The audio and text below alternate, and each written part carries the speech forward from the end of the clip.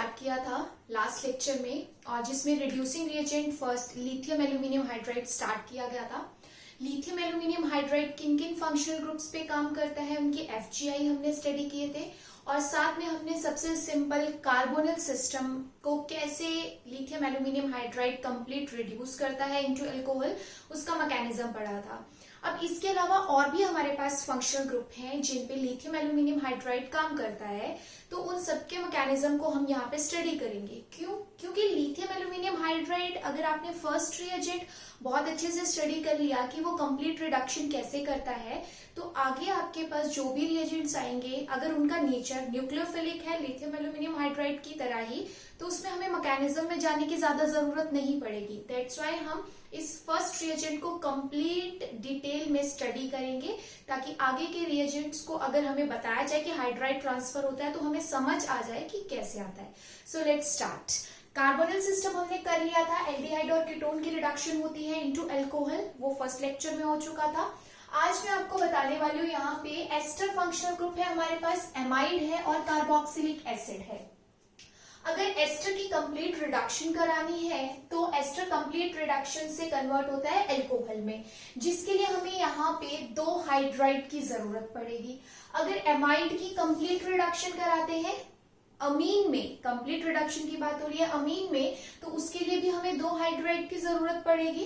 But carboxylic acid की जब हम कंप्लीट रिडक्शन कराते हैं वो अल्कोहल में कन्वर्ट होता है लिथियम एल्यूमिनियम हाइड्राइड के साथ, लेकिन उसमें हमारे 3 हाइड्राइड कंज्यूम होते हैं। तो यही चीज हम यहाँ मैकेनिज्म में चेक करेंगे कि ये डिफरेंस क्यों आ रहा है। यहाँ पे 2 हाइड्राइड कंज्यूम हो रहे हैं बट इसमें हमारे पास 3 हाइड्राइड कंज्यूम हो रहे हैं। अगर आपको याद होगा लिथियम एल्यूमिनियम हाइड्राइड जब कार्बोनिल एल्डिहाइड और कीटोन को रिड्यूस कर रहा था तो उसमें एक इक्विवेलेंट के लिए 1 हाइड्राइड काफी था, क्योंकि जो लास्ट स्टेप पे अल्कोहल बनता है O नेगेटिव, वो तो वर्कअप की प्रोसेस से बनता है, उसका OH जो H+ है वो लिथियम एल्यूमिनियम हाइड्राइड से नहीं आता।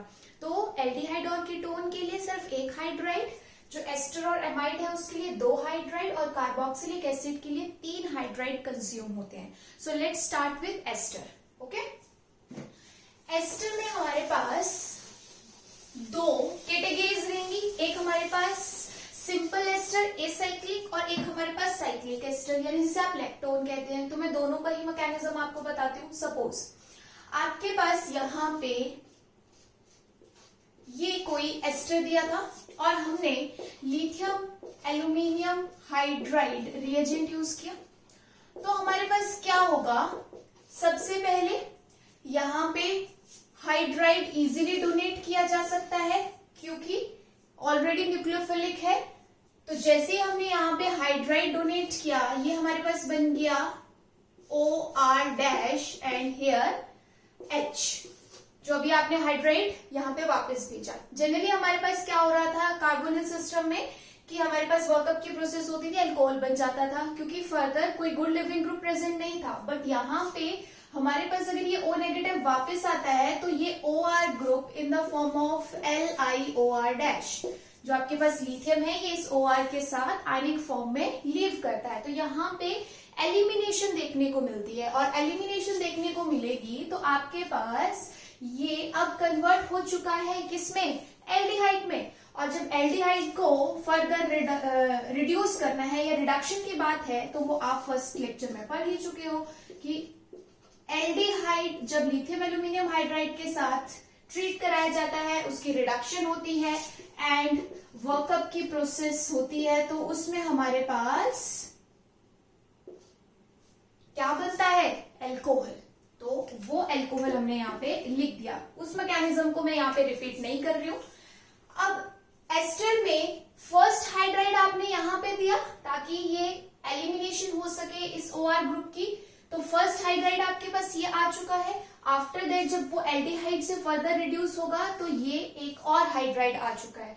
तो इस वक्त आपने जब यहां से ये रिएक्शन स्टार्ट करी थी तो इसमें दोनों ही ये हाइड्रोजन लिथियम एल्यूमिनियम हाइड्राइड के आए हैं। बट ये जब O नेगेटिव को आपने वर्कअप की प्रोसेस से स्टेबलाइज किया, जो OH बना, अल्कोहल बना, इसमें ये प्रोटोन वर्कअप से आता है। ध्यान रखिएगा, ये वाटर जो हाइड्रोलिसिस लास्ट स्टेप कराई जाती है वहां से आएगा, लिथियम एल्यूमिनियम हाइड्राइड ने सिर्फ इस कार्बोनिल कार्बन को ही हाइड्राइड डोनेट किया है।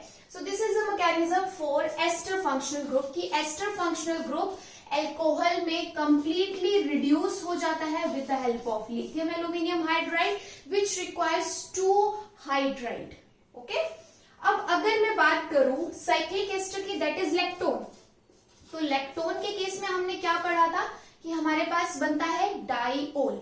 तो वो डाइओल कैसे बनेगा, बिल्कुल सिंपल, इसी तरीके का मैकेनिज्म हमारे पास रहेगा। लिथियम एल्यूमिनियम हाइड्राइड है यहाँ पे, तो सबसे पहले ये हाइड्राइड इलेक्ट्रोफिलिक कार्बन पे डोनेट करेगा, इलेक्ट्रोफिलिक कार्बन पे डोनेट किया, ये बन गया O negative, this is H, and ये सेम यही वाला स्टेप आपके पास बन के आ रहा है। तो यहाँ जब आपने रिएक्शन कराई थी तो ये O नेगेटिव वापस आके OR ग्रुप को लीव करा रहा था ना, तो यहाँ पे भी जब ये O नेगेटिव वापस आएगा तो ये रिंग ओपनिंग तो जायज है, ऑब्वियस सी बात है।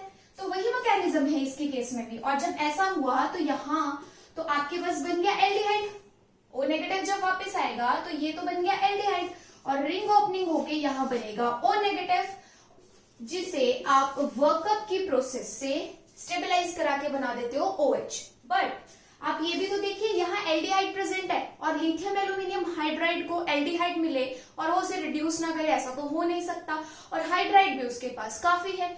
यानी ऐसा भी नहीं है कि सिर्फ एक ही हाइड्राइड है जो यहाँ दे दिया बाकी काम नहीं करेगा, वो काम कर सकता है एक्टिवेट होके, जिसके लिए उसे सॉल्वेंट जो साथ में दिया जाता है जैसे ईथर वगैरह, एप्रोटिक सॉल्वेंट दिए जाते हैं जो बताया था आपको, तो अगर वैसा भी दिया रहेगा तो वो उससे भी एक्टिवेट हो जाता है। तो फर्दर ये जो आपका एल्डिहाइड है ये रिड्यूस हो जाएगा अल्कोहल में, और इसकी हो जाएगी वर्कअप प्रोसेस से स्टेबलाइजेशन। तो आपके पास जो फाइनल प्रोडक्ट बनेगा वो कुछ ऐसा होगा, यहाँ पे होगा CH2OH and after that this is also OH, तो बन गया यहाँ पे डाइओल जिसकी हमने बात करी थी।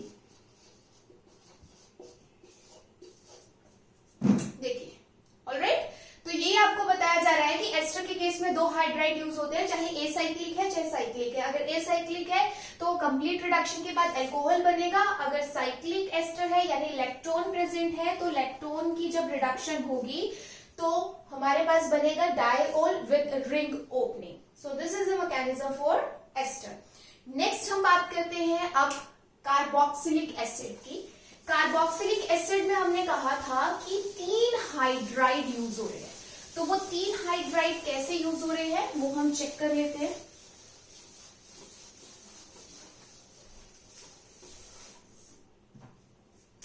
देखिए, सपोज ये आपके पास यहाँ पे कार्बोक्सिलिक एसिड कोई फंक्शनल ग्रुप दिया है, इसे जब आप लिथियम एल्यूमिनियम हाइड्राइड के साथ ट्रीट कराएंगे तो हम बिल्कुल मैकेनिज्म बेस्ड बात करेंगे।